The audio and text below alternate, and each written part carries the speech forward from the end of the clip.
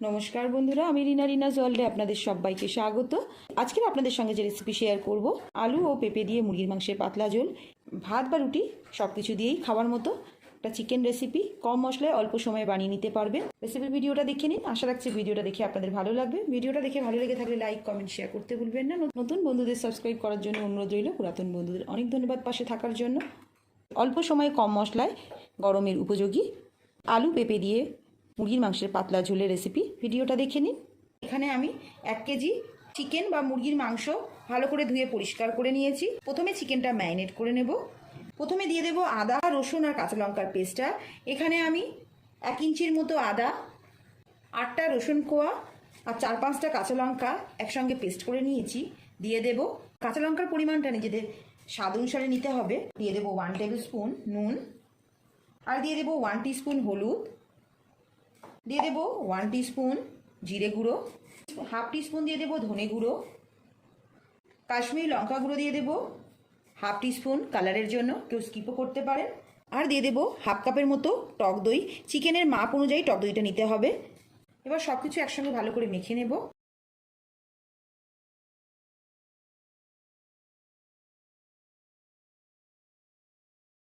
চিকেনটা ম্যারিনেট করা হয়ে গেছে।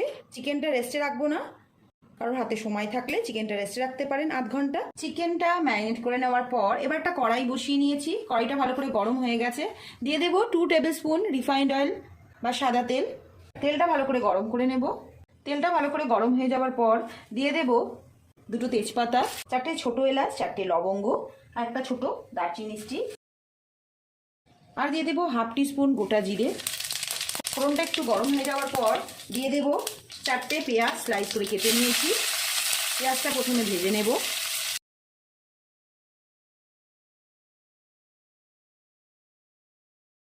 পেঁয়াজটা ভালো করে ভেজে নেওয়ার পর দিয়ে দেব ম্যারিনেট করা মাংসগুলো। পেঁয়াজগুলো এখানে খুব লালচে করে ভাজতে হবে না, একটু একটু নরম হয়ে গেলেই ম্যারিনেট করা চিকেনটা দিয়ে দিতে হবে।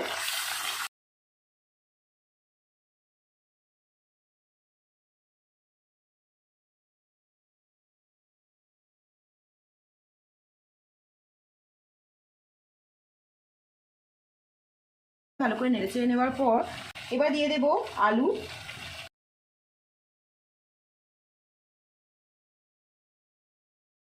আর দিয়ে দেব পেঁপে। এখানে পেঁপেগুলোকেও স্কোয়ার করে কেটে নিয়েছি, দিয়ে দেব।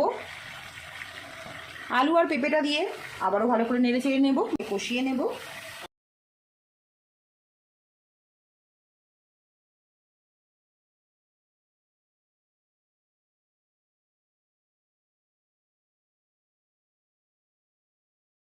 একসঙ্গে ভালো করে কষিয়ে নেওয়ার পর দিয়ে দেব মিডিয়াম সাইজ 2টো টমেটো, আর দিয়ে দেব স্বাদ অনুসারে নুন।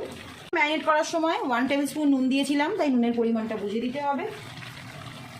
টমেটো আর নুনটা দিয়ে আবার ভালো করে নেড়ে ছেড়ে নেব।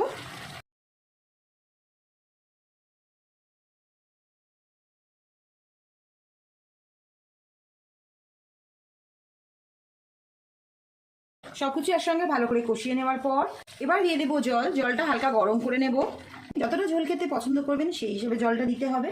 আমি ম্যারিনেট করা বাটিতে 2 কাপ মতো গরম জল নিয়ে নিয়েছি, দিয়ে দেবো জলটা।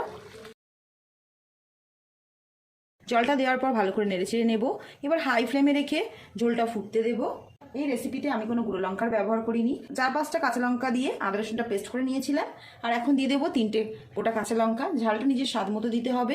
এবার হাই ফ্লেমে রেখে ফুটতে দেব সবজি আর চিকেনটা সুসেদ্ধ হওয়ার জন্য।